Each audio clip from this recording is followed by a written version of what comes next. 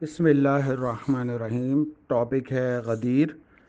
من کنت مولاہ فہذا علی مولا۔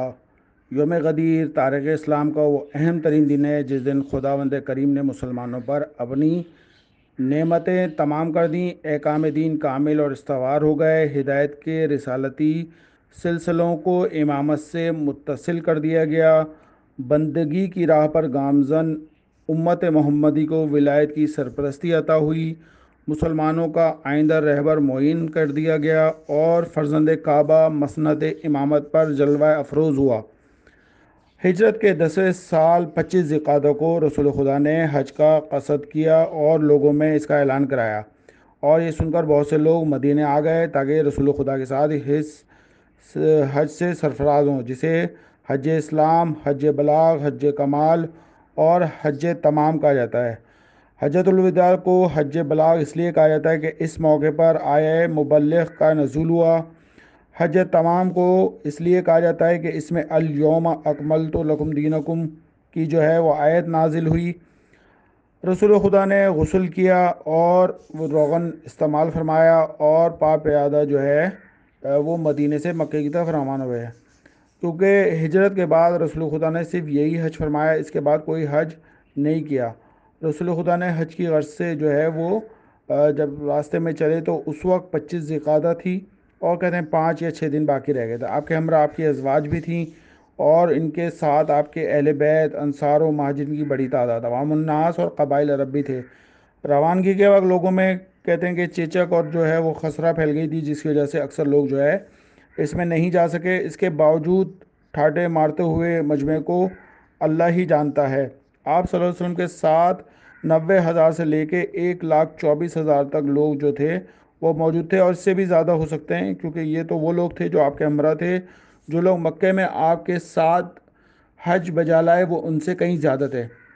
مثلاً شہر مکہ کے باشندے، یمن سے امیر المومنین علی علیہ السلام اور ابو موسیٰ کے ساتھ آئے ہوئے لوگ بھی تھے۔ رسول خدا نے اتوار کی صبح جو ہے وہ سفر اسٹارٹ کیا۔ لم میں بصر کی سب سے پہلی جو اسٹے ہوا رسول خدا کا، پھر وہاں سے آپ شام کو شرف السیہ پہنچے اور وہیں آپ نے مغرب عشاء کی جو ہے نماز ادا کی، اور نماز صبح جو ہے غرق انتابیہ میں پڑھی۔ اس کے بعد روحہ میں قیام فرمایا، وہاں سے کوچ کر کے عصر کی نمازیں منصرف میں اور مغربین کی نمازیں متعشہ میں بجا لائے، وہیں شام کا کھانا کھایا اور صبح کی نمازیں اصابہ میں پڑھی۔ منگل کی صبح جو ہے آپ ارج میں کی اور لہی الجمل یعنی کہ عقبہ کی گھاٹی میں قیام فرمایا۔ اس کے بعد سقیہ میں اترے پڑے۔ بدھ کا دن آیا تو صبح کی نماز ابوا میں پڑھی۔ یہ ابوا وہ مقام ہے جہاں امام موسیٰ کاظم علیہ السلام پیدا ہوئے تھے۔ پھر وہاں سے چل کر جمعے کے دن جوفہ میں اترے اور وہاں قدیر کے لیے قیام کیا، اور سنیچر کے دن وہیں جو ہے رکے۔ اتوار کا دن عفان میں گزارا اور وہاں سے روانہ ہو کر غمیم پہنچے تو پا پیادہ حاجیوں سے ملاقات ہوئی، انہوں نے صفیں باندھ لی اور پا پیادہ زحمت سفر کا آپ سے شکر کہ آپ نے فرمایا کہ نسلان سے مدد حاصل کرو۔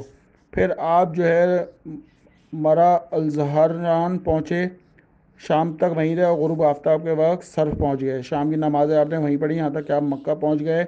جب آپ شایعتین کے مقام پر پہنچے تو رات کو ان دونوں کے درمیان قیام فرمایا۔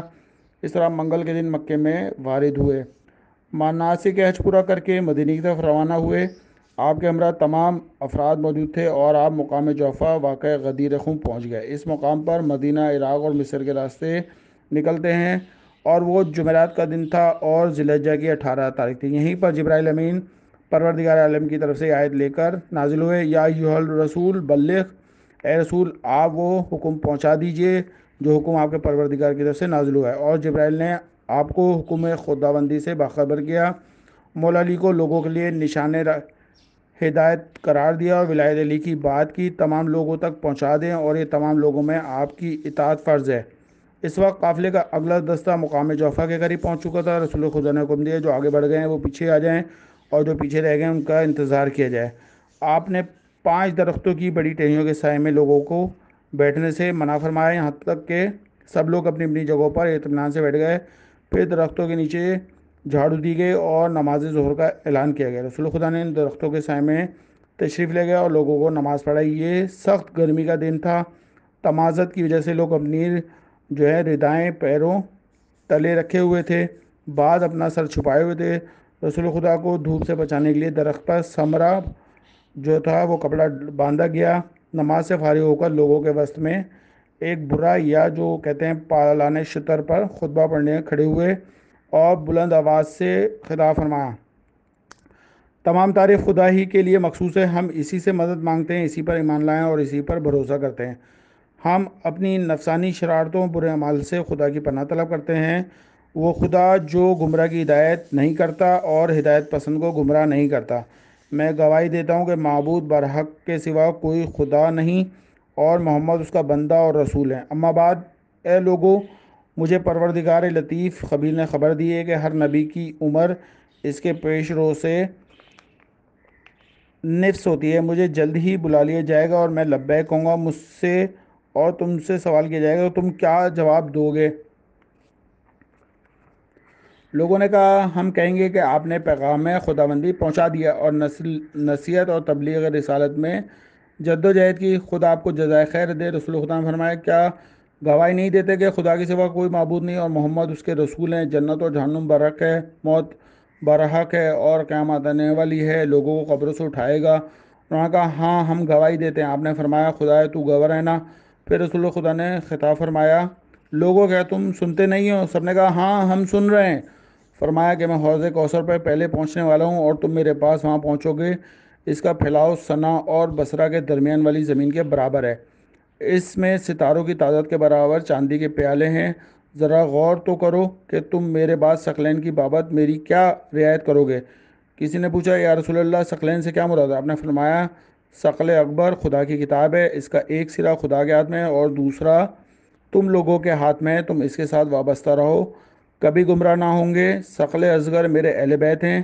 رب لطیف اور خبیر نے مجھے خبر دی ہے کہ دونوں ایک دوسرے سے کبھی جدا نہ ہوں گے، یہاں تک کہ حوض کوثر پر میرے ساتھ وارد ہوں گے۔ ان دونوں کے آگے بڑھنا یا کوتاہی کرنا ہلاکت کا موجب ہوگا۔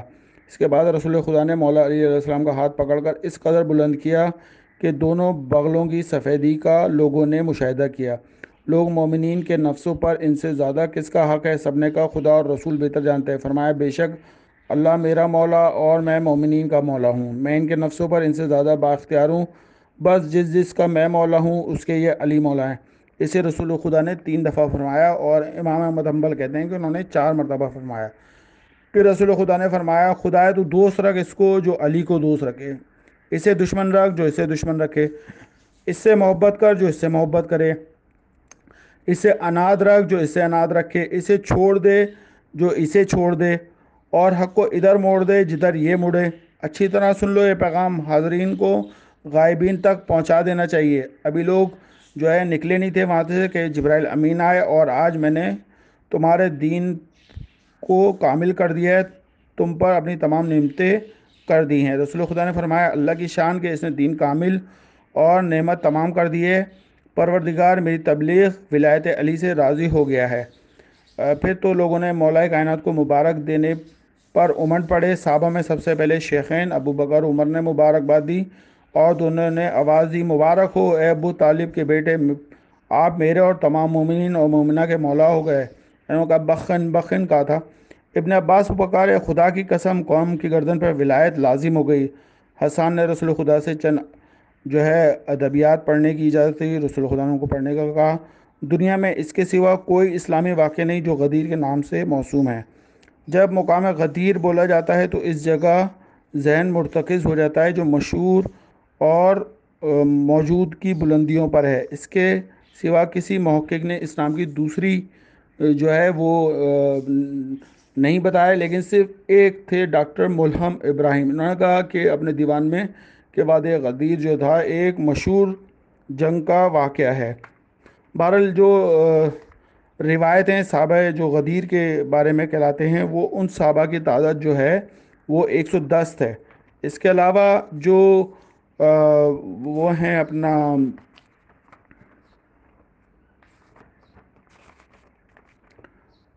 جو تابعین ہیں وہ ان کی تعداد ہے 84، اور اس کے بعد ہر صدی کے جو علماء موجود ہیں وہ ان کی تعداد ہے 360، صدی وائز علماء کی تعداد لکھی ہوئی ہے، وہ 360 ہے۔ پھر مؤلفین حدیث ہیں، اللہم صلی علی محمد و آل محمد۔